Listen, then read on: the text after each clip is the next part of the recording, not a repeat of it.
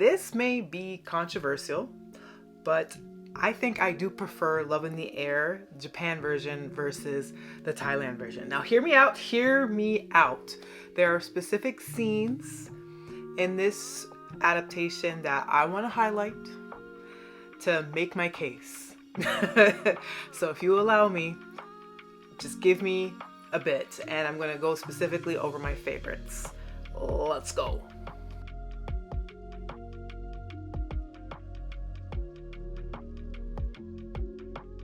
Hi, I'm Monique. I am the host of Off by Purple Heart podcast, where I talk to you about K-dramas, C-dramas, BTS, and so much more. And that so much more includes BLs.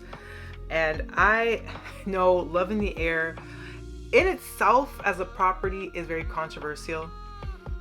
I know MAME is very controversial and it's very split down the middle. People really love the original Thailand or they do not care for it. It is a very polarizing show, but it was still extremely popular. I didn't mind. I enjoyed what I watched, and I was very curious about the Japanese version of this show coming out because I was hoping that they would take it another direction altogether, just keeping the essence of the characters the same and maybe cutting out some of the more cringy moments from the Thailand version. I'm just gonna say as a disclaimer off the bat, I know there's a lot of discussion, especially if you're like on Twitter and about the BL genre as a whole and which countries are doing it better. And unfortunately, a lot of people do take dunks on Thailand, but Thailand is the forefront in this genre, and it is still a very new subgenre of romance, and its popularity is absolutely due to Thailand, and some of my all-time favorite BLs do come straight out of Thailand. So I don't want this to be dunking on Thailand productions altogether, even though I will say this year in particular, I find the Thailand BLs probably the weakest. I'm not gonna lie. But as a whole, they are still cutting edge and they were the forefront. They've created it into this soft power and they absolutely revolutionized this industry and have made it so easily accessible for international audiences. So I had to get that disclaimer out. Yes, but the Japanese version I like. There are 3 scenes in particular that I think the Japanese version I really do prefer. And I have to say right off the bat, Shoma as Ashari, who is playing the Japanese version of Payu, who was boss in the Thailand original. Like when I look at him, Shoma, like that's how I envision that this character is to be. And I really like Boss. I think Boss is adorable. I think him and Noel are a really great ship in the sense that they get along so well. They fully immerse themselves in like the fan service and you can tell they just get along really well and they have fantastic chemistry. So I don't want to take that away from him. But when I see Ashari and how that character is presented, I see him as that really stoic, broody type. And the physicality, he just has that bad boy look, even though his styling is very cut and paste from the Thailand version. So I have to say, like right off the bat, Shoma as Ashari totally makes sense. And Ashari and Ray make so much sense as a couple. Like they are so good. And I think the actor that portrays Ray as well, like he does the puppy dog eyes so well. I think the scene where his car breaks down, Ray's car, and in the rain, and the show pretty much just cut and paste from Thailand version, but there's something about his puppy dog eyes and the way he looks up at Ashari and Ashari looking down and him, and I'm paraphrasing, saying, "Don't seduce me." Don't try to seduce me, as he fixes the car. Like there was something about that made my heart pound like so hard, and I was like, oh my god, they absolutely nailed it. Like chemistry wise, perfect. And I'm actually kind of surprised how many scenes in the Japanese version is like directly lifted from the Thai version, but I do like as well that they have made some differences.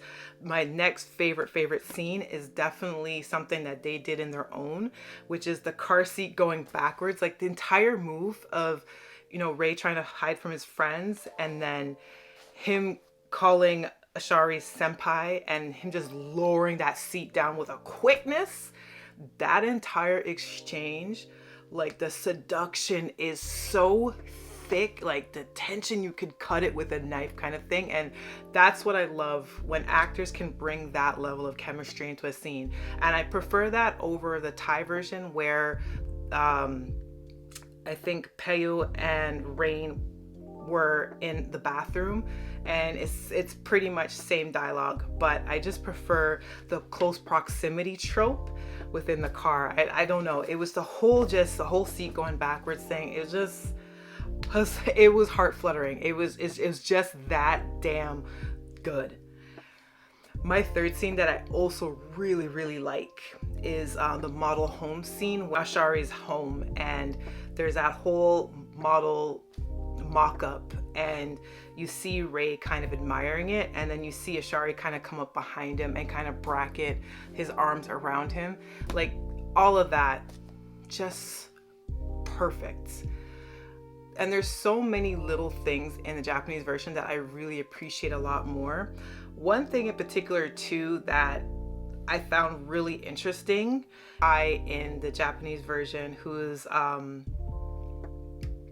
playing the Sky version in the Japanese version, him and Ray have an interesting chemistry as well.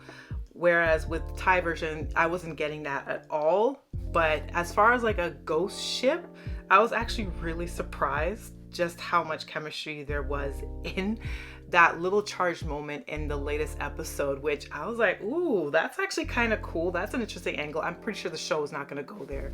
The episodes that we're getting, they're already condensed down to about 20 minutes runtime, and they're going to basically combine both couples in, I believe it's 8 episodes, but I could be wrong.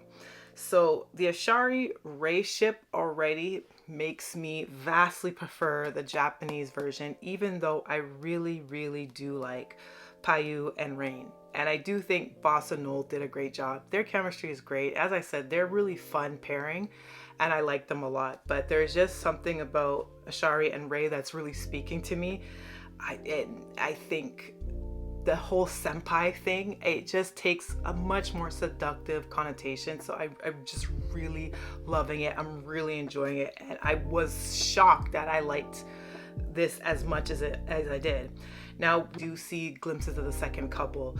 So I'm curious to see if they are going to bring the heat even more so than Fort and Pete. I think Fort and Pete are really hard to beat. For Pai and Sky, that storyline definitely got heavier, but they were also really, really seductive, and their chemistry was completely fire. So I might have to do an addendum once this show fully airs in its entirety, but I can tell you, like, right now, about 3 episodes deep in, I already prefer the Japanese version. So I am having a lot of fun with it.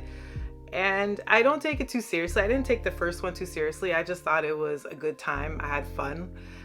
But there's something about this one that's hitting a little different in a good way. And I'm just more curious to see what more they have in store for us. There's a couple of cringy scenes that I remember from the Thai version, and I'm curious on how they're going to play that out, particularly in the Ashari Ray storyline. I want to see if it's going to match up, because there's a lot of straight from the Thailand version that the show has done, but I wonder if they'll diverge a little bit more, and I kind of hope they do, because there was some cringy scenes that were unintentionally hilarious.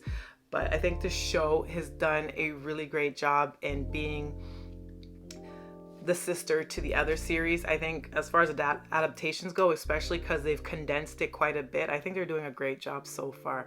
I'm having a good time.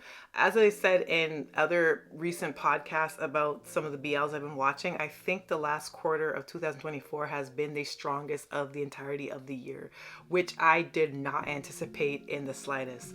But let me know your thoughts down below if you're watching the video form of this podcast. Have you taken the chance to watch Love in the Air, the Japan version? Do you find that it's almost too direct of a copy and you're not really feeling it? Or do you like the subtle changes that they've made and like the interpretation of some of the scenes kind of flipped a little bit? I'm having a good time. If you're listening to the audio version of this podcast as well via Spotify or Apple Podcasts, I love you. Appreciate you so much. Till the next one.